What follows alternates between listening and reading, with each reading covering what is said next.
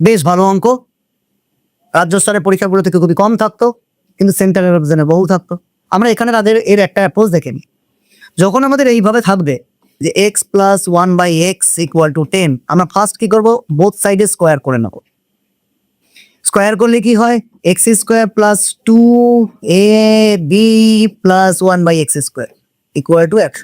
দেখো এই পোর্শনটা আমাদের কোনো সময় থাকবে না, শুধু 2।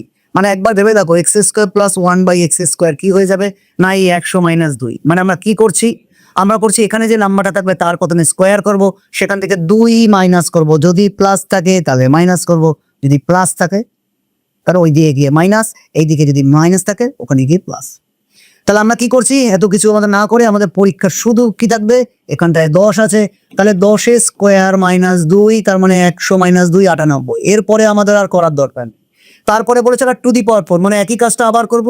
তাহলে এই 98 কে আবার স্কোয়ার করবো -2, 98 এর স্কোয়ার করলে লাস্টে আসে 4, আমাদের ইউনিট ডিজিট কি আসে 4, সেখান থেকে 2 বিয়োগ করলে আমাদের ইউনিট ডিজিট 2 হয়।